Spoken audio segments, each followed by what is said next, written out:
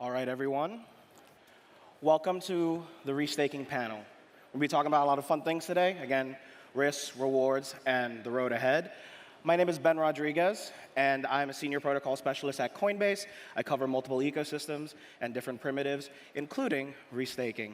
All right? So let my panelists introduce themselves. Lucas, why don't we start with you?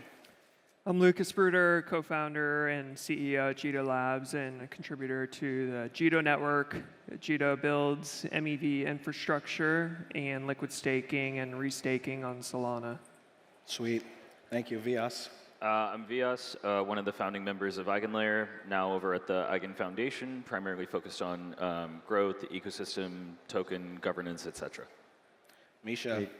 Hey, my name is Misha. I'm co-founder of Symbiotic, shared security protocol that aims to democratize decentralization, optimize it, and make it available day one for every network.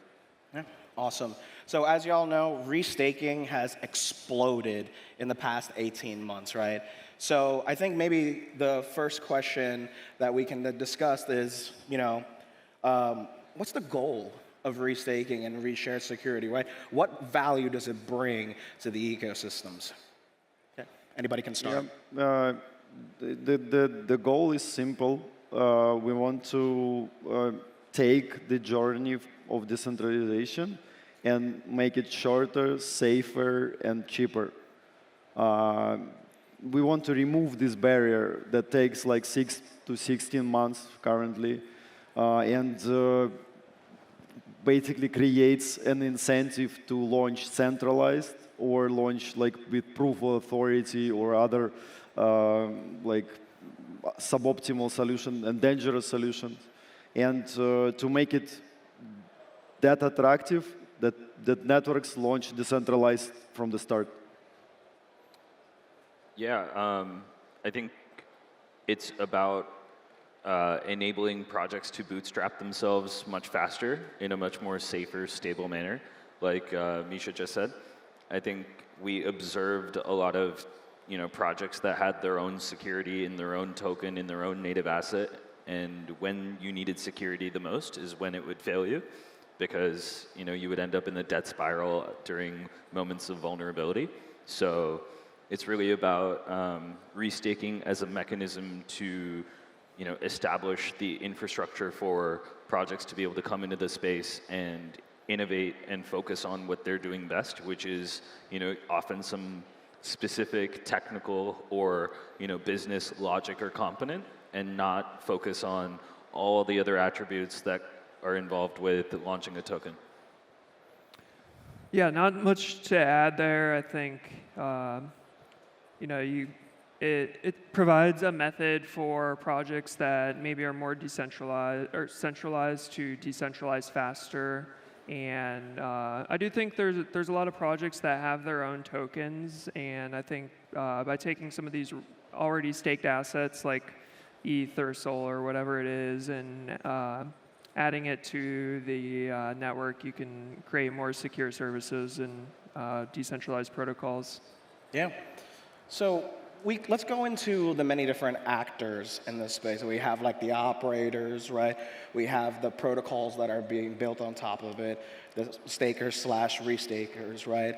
So the thing that I want to try to get into is the real value of the protocols being built on top of it. Because like we're trying to say that like restakers are going to earn more yield and stuff like that, right? So these protocols or AVSs, however you want to call it, will need to bring some value. So let's talk a little bit about, what kind of value is being brought in. Anybody want to start? Yeah, some protocols and some networks, it's almost impossible for them to launch without restaking. So like I'll start with that. So like pre-confirmations say, if your commitment and like slashable part needs to be like 2 Ethereum per one proposer, it's like billions of dollars that your protocol needs. And with restaking, it can optimize to almost nothing. This is like the corner case of it. Other cases are on a spectrum. Like some of them really benefit from capital efficiency. because they need like the risks are huge, and the actual the fees are really minimal. Yeah, some protocols will not benefit from it at all. So it's not like one size fits all. But if you understand risk-taking as, like, in a lot of ways, it's insurance. Like, insurance companies would not exist if they have to have a deposit for every human that they insure. For protocols, like, it doesn't make any sense, like, for you to hold all this stake if it can be used somewhere else. So yeah, look at it as insurance. It's a capital efficiency that can be like ecosystem building. Yeah, I would. I agree with everything Misha just said. I would say it's about creating a platform for these protocols to essentially come up with what I look at as almost like decentralized SaaS services. These are all like different modules that fit into like a far more elastic, a far more like rapid rate of innovation. And the reality is we are, the predominant majority of these protocols and services that we're working with is infrastructure heavy, and they're the projects that need this economic security the most. But as we move further and further into the ecosystem, we start looking at what is the dent in the total addressable market that we can have, and that goes downstream to these infrastructure providers, to the projects building on top of them, and trying to make sure that they're actively making an impact on onboarding the next generation of on-chain users with actual consumer adoption, which I still think we're a bit early in the cycle for that. But yeah, I think it's really important for us to eventually get to a future where most of the infrastructure is abstracted away from the consumers, and users are interacting with crypto applications purely as the back-end rails, and you don't really pay attention to which SaaS modules are integrated into your Web 2 application when you're using normal consumer applications. And eventually we're going to see a very similar paradigm in crypto applications as well. Yeah, awesome. Lucas, you have anything to add there? The thing that I look for a lot is protocols with actual users, or restaking it's going to be nothing without protocols that have real users using them and generating fees and economic activity. And there's a lot of hype around restaking, insane TVLs, and but I think the protocol side is like slowly catching up, and that's something that we're pretty excited about. There's on Solana and the Jito restaking, there's some cool protocols that already have thousands of users and a bunch of TVL, and the restaking's letting them do things that they couldn't do before. That adds better features. I think if the main pitch of your product is like the restaking, or we're using like Symbiotic or Eigen there, like no one really cares about that. It's like, what does this enable that you can't do before? Absolutely. We're talking a lot about restaking, but I want to zoom out one level and go back to liquid staking and some of the value props that really brought. Obviously, like, being able to have a liquid position is nice, but one of the most important things that often gets overlooked is it dramatically reduced the entry cost of capital, right? It takes 32 ETH to run an Ethereum validator, and when Ethereum was just starting out and a low token price, then 32 ETH was a lot more accessible. But liquid staking really enabled people to be able to participate with a much, much lower entry cost of capital. I could just deposit $1,000 worth of USD, convert it, and be able to be a participant in the system versus this high barrier to entry. So you go downstream of that, and restaking just expands on the capital efficiency and the yield generation for those participants of these systems. Let's actually get into yield generation. right? So everybody's smiling at me right now. It's great. So the thing about is that, like we mentioned before, that restaking will generate additional yield, right? And let's talk about on the Ethereum side of things, right? We could talk about Solana as well, but the idea here is that when staking yields go down, because more and more people stake, right? Staking yields will go down, right? People are gonna be looking towards potentially restaking and other ways to generate more yield, right? So let's talk about the risks around this, right? Because do you see a world in which restaking is going to be the primary yield, for example, right? Because let's think about this, and please, if I'm thinking about this the wrong way, please let me know, right? So staking yields go down, right? More and more people may want to restake and stuff like that. So then they're going to, it could be native restaking, it could just be LST restaking, stuff like that. But more and more of the network is going to get locked up. More and more people want more yield, and then you're going to have a lot more of the network locked up. And then restaking is going to potentially be the primary yield. This is the way I'm thinking about it, right? So let's talk a little bit about this. Yeah, I almost want to position it to the alternative, right? Which would be if these participants wanted to go and accrue that yield as staking yields go down, the alternative would be to go and deploy that capital on other protocols, right? And you go and deposit the capital and you start participating in a new ecosystem. Rather than that, where the value gets extracted away out of the Ethereum ecosystem, this comes up with a positive value accrual mechanism to Ethereum, right? And so as Ethereum staking yields go down, people want to supplement that with alternative sources of income. And instead of going and depositing that and fragmenting that into a plethora of different protocols, you come up with a more positive incentive mechanism that exists inside the Ethereum ecosystem. I would say yes, are there some risks? Obviously, but the alternative risk is, that capital completely exiting. And so, I don't really, risk management is a huge factor of what we all look at, what we all work on, and it's a very real threat to any form of restaking or staking for that matter. But again, the negative alternative reality seems far worse than what we're trying to accomplish here. Yeah. Let's not use economic security. Let's use trust and centralized systems. That's much better.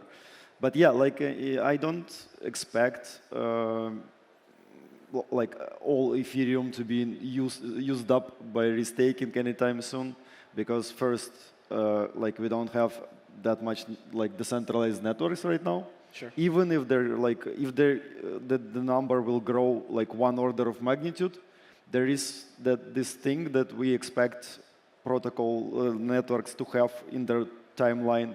It's basically graduating from using Ethereum.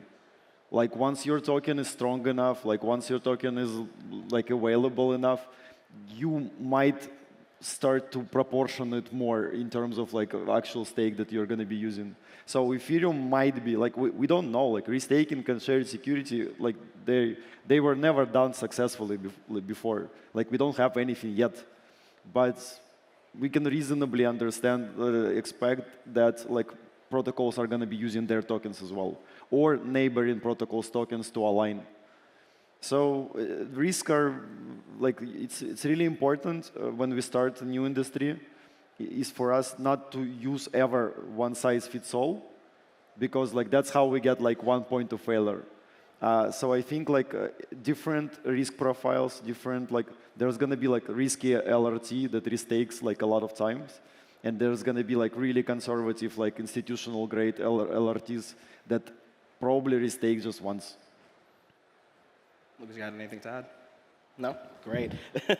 I mean, I think maybe also we could continue down this kind of risk profile kind of thing, right? But before we get into that, let's actually talk about other risks.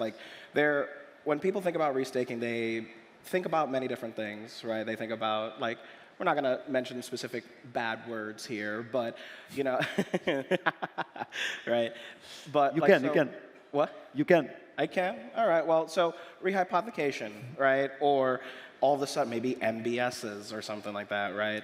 So, you know, I want to separate reality from like, you know, the hype of like, you know, specific risks. So let's talk a little bit about that. Let me even start with like smart contract risk or something like that.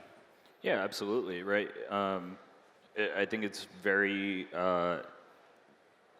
you know, if I was a betting man, which I am, I would, you know, suspect that... We're in crypto. We're all betting people. Yeah, exactly. We're in crypto.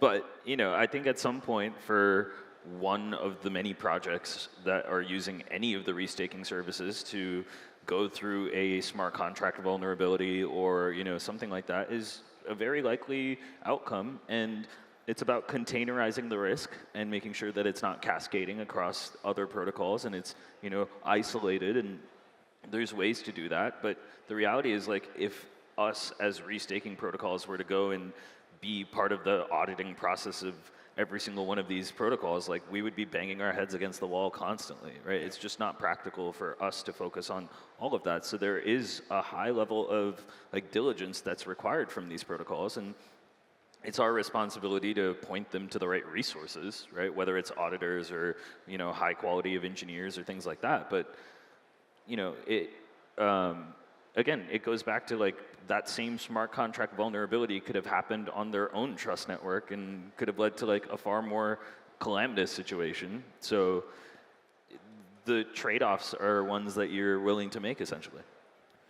I think it's important to make the protocol, the restaking protocol, as flexible as possible and take, there's definitely areas where it makes sense to take opinionated stance, like, you know, maybe it's, there's like withdrawal caps or slashing limits or things like that. And my opinion is kind of you just like let the market decide.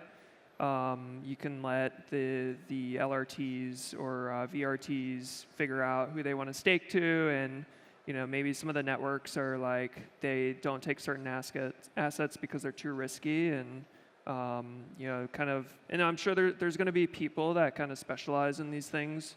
You're kind of seeing this already. Like I know Gauntlet's doing a lot of work in this area on like measuring risk, and you know, they're doing all their crazy symbol math and whatnot that I don't fully follow, but yeah, there's I think there's a lot of people like looking at risk on different layers, and I think you know, every layer needs to have some type of like guardrail associated with it.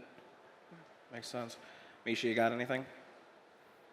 Yeah, like if we somehow made decentralization sexy, I'll take it. Like that's good. Like we are like exciting people and like working on our fundamentals for the industry as well. Like I think there is no like there is nothing controversial about it. Like it's like any coincidence or like maybe market like unrealized market demand brought us here. Like, and we can actually work on something that will like enable us going forward to be safe.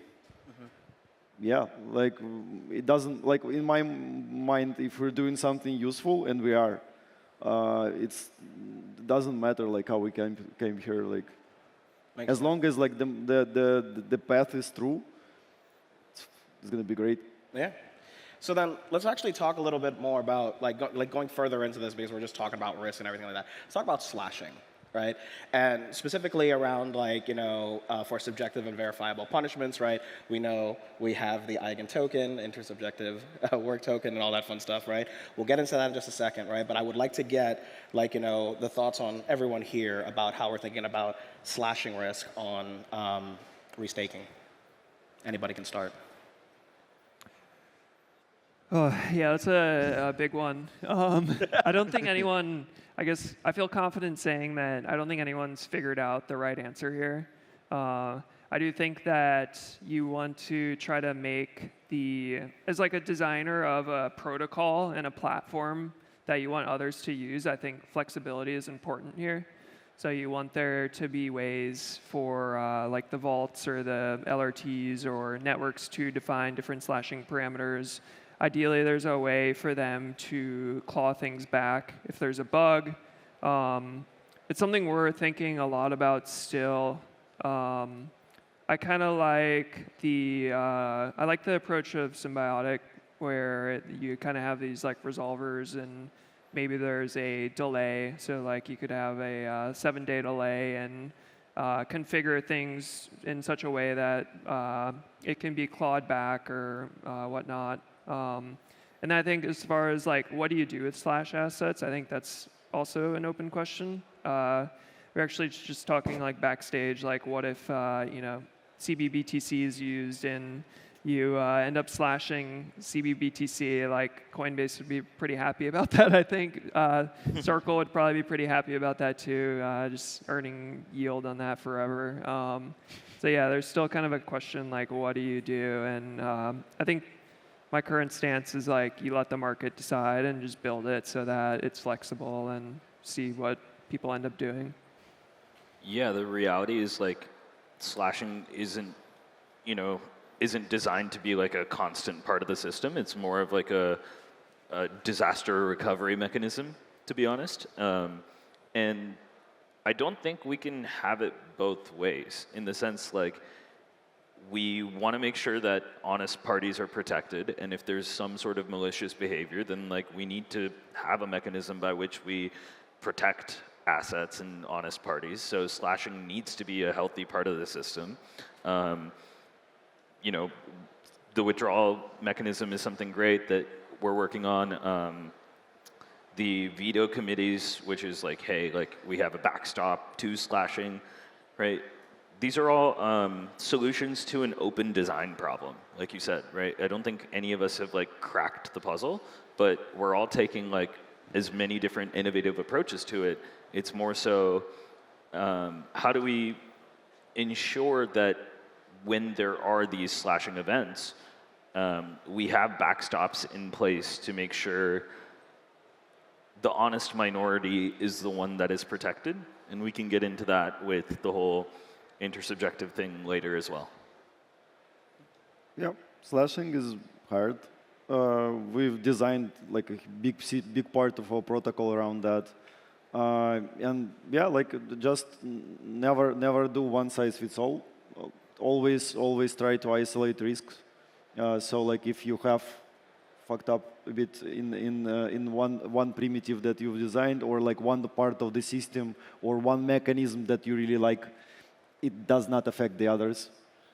So like if you have like subjective or verifiable slashing, like you need to have completely different pipelines for that, because like they're going to be functioning in a completely different manner. And yeah, what to do with tokens that are like unwrapped and somewhere? It's a nice question to be asked and to be answered sometime after we launch, I think, or like after the protocols are actually like become experts in analyzing this stuff. Some person, like some founder of the protocol, told me that like you just take it, like Symbiotic would be really rich. But yeah, like you can't actually do that.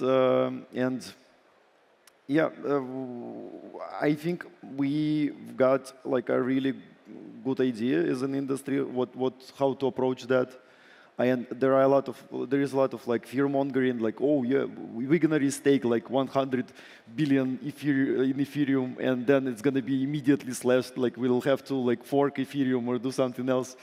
I don't think that like we are anywhere close to that. 100 billion USD in Ethereum, it's like 100,000 networks, like around 100,000 networks. Like we don't, like it'll take us decades with the current pace for us ever use this sort of stake, and like with zero graduation as well. So let's like do basic math and like not be afraid, but be ready. Yeah. I think it's important that, at least in my opinion, that the like restaking protocols have some safeguards in them to avoid mass slashing, and so that can be like a cap per whatever the epoch is, or pick your flavor of some safeguard so that you don't end up just like burning a bunch of money. And that can be something that is like, it evolves over time, but I think this is going to be one of those things where you want to start small and kind of work your way up instead of like diving into it. Yeah. Let's go into Eigen, the Eigen token specifically, and how you think an intersubjective work token in terms of, subjective, like, slashing and stuff like that. Like, how are you thinking about that? Can you explain the concept behind the intersubjective work token for those in the audience, please? Yeah, absolutely. I mean, Misha just touched on this with like, it's not a one-size-fits-all, and there's subjective and objective, and to some extent, I question like how much of the subjectivity like even needs to get resolved sometimes, right? Like, subjective questions could be something like, "What's your favorite restaurant in Singapore?"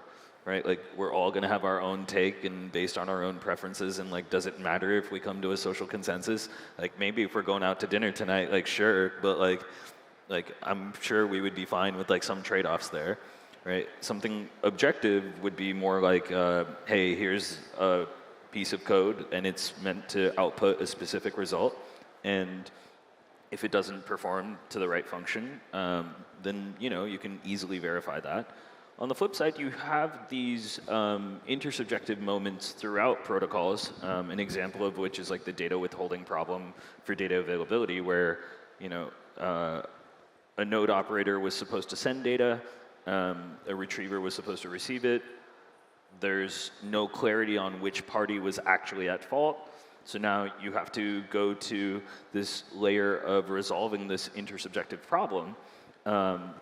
And the reason why we designed the token that way is, twofold. One, we don't want to overload Ethereum consensus, so escalation to the base layer would be a high degree of bloat on the ecosystem.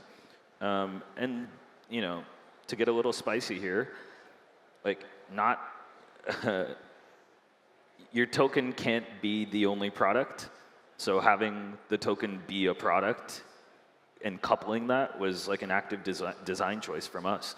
And so like, it's not just something about, hey, like the token is the product and so like you can, buy and sell and trade, but rather, hey, we're going to add some functionality and some utility very specific that's baked in. And so we can resolve some of these consensus problems in our native ecosystem. And then if it still needs an escalation method, then we escalate to Ethereum. Sweet. I just wanted to get that in there because there's different ways of thinking about how about this, right? So I wanted to get all your thoughts around this. So, speaking of like more assets, right? We talked about the Eigen token and how it plays into the ecosystem, but like Eigenlayer, you just announced multi-asset restaking, right? And like that's a thing that's going to happen in Jito as well as Symbiotic, right? I want to know, and I think a lot of folks want to know, like what's the inherent like incremental value of having multi-asset restaking?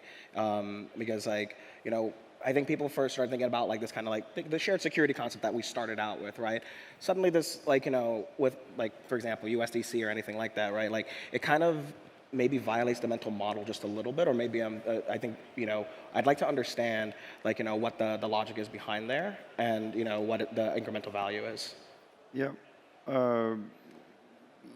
there are a lot of misconceptions about adding new using different token groups.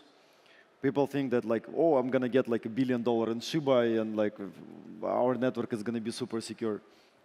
No, like actually, I think the efficiency here is like secondary to alignment. Like we have like around 10 protocols right now that are like Bitcoin adjacent, so they're parts of the ecosystem of Bitcoin, and they don't want to use Ethereum like at all as a token. I mean. Because like they're not aligned with that. They have Bitcoin, they want to use flavors of Bitcoin to secure the systems. Some ecosystems have like, on a smaller side, say like a big DeFi protocol with a lot of off-chain parts. They'll, like each of these parts, like Oracle network, Keeper network, some like runners, interop, or like maybe AppChain in the future, they can all be aligned with the one token, their token. So they're not as interested to use Ethereum. They already have like billions of dollars of their own economic security. That's why like that's a job like and we're like moved in that direction. That's a job of like shared security platform or like a staking protocol to like facilitate that. To get as much of alignments of possible alignments as they need. So I expect as our industry like is created and matures, I expect that protocols will be using networks are going to be using baskets of tokens. So they like one part of it is like some form of stable coin that's like the never wavering balance of something, or like optimized the stake can fall, but like you'll still have like an active set of validators that is going to be great for. But like the next like the volatile like asset, and then there's like alignment asset or like V token that they can use to like lock their stake in the native token, so not create a pressure on the price. So like a lot of different iterative mechanics can be used. Yeah. Yeah, I think we should maybe rename this panel. Restaking is not one size fits all. You're probably going to hear that from us throughout this, but yeah, I think it's about increasing optionality for the stakers as well as the protocols, right? I think that's what Misha is like, nailing here in terms of we need to enable protocols to be able to take and receive whatever assets they want to be able to, as well as like stakers should be able to participate in the system however they want to. Now, we talked about this off stage, but like there's this agility versus stability trade-off in blockchains, right? Build fast and break shit, or like, create a functioning flywheel that then you can introduce more variables to downstream. So, we both took a similar strategy there of like starting off with ETH, starting off with a far more stable asset, kickstarting the flywheel, establishing that, and then you move to multi-asset staking. So, yeah, I think it's just a natural, destination on the path of where we're all headed. You got anything to add, Lucas?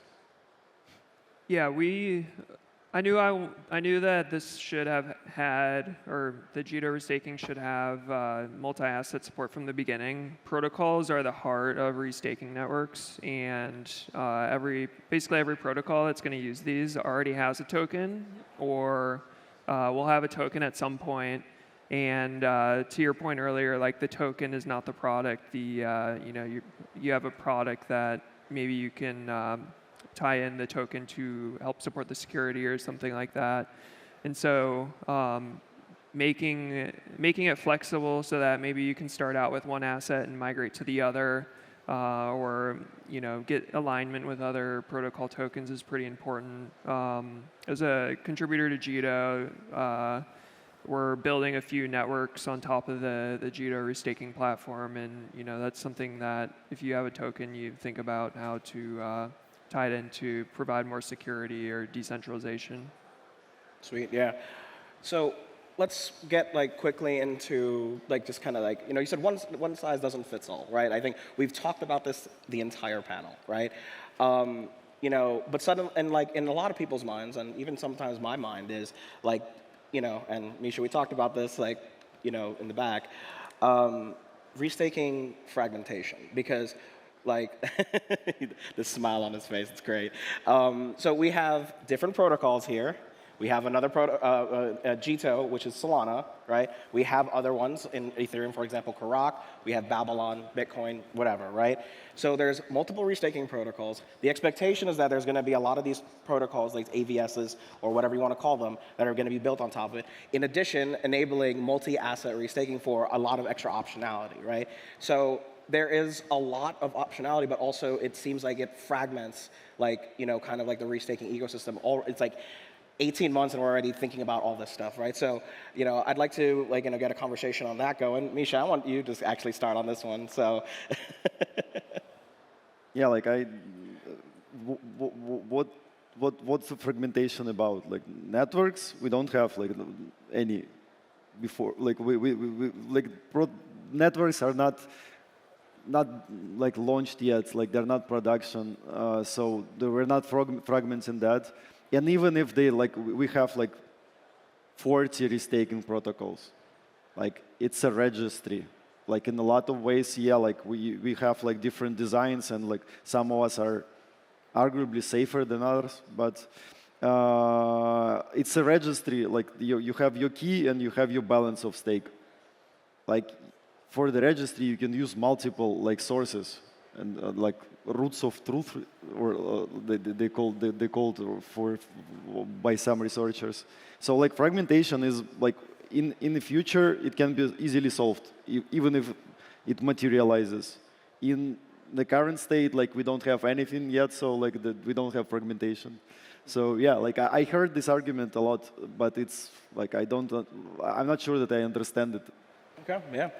Yeah, is it fragmentation or is it like, you know, asset balancing across a portfolio? Like, why is it that in TradFi we're very comfortable with like making sure that our portfolios are like not overly correlated and we're looking at beta coefficients, and yet here it becomes fragmentation? Like, we have to be looking at this from a very similar paradigm of like risk management, and you can't have it both ways. Yeah. So, like, I agree with Misha. I don't know if like we can call it fragmentation, but like if we want to increase optionality, if we want to like increase like the liberties of stakers and operators and services, then like we need to make sure that it's not overly correlated and like highly intertwined. So these two things need to exist.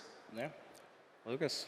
I don't think people need to worry about fragmentation. I think it's like no one cares about that. It's like a solution in search of a problem, or whatever you say. I don't think people care. Yeah. All right. Fair enough. So I'm going to wrap up right now. What do you call that? So this actually, if you notice, right, you see the couches over here. They're all wearing white. The couches are white. I'm wearing black. We obviously planned this, right? No, but thank you for joining us on this panel. I almost said re-panel, almost instead of restaking. This restaking panel, right? Hope you learned a lot from this. And hope you enjoyed it as much as we enjoyed talking about it. Thank you all for joining us. I've been Ben Rodriguez.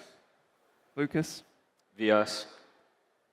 Also, I want to say thank you to everyone who stuck around, didn't just like leave, go to lunch. Thank you guys for hanging around and listening to us and yap about restaking for 30 minutes. Thank you for sticking around. I really appreciate it. Yeah.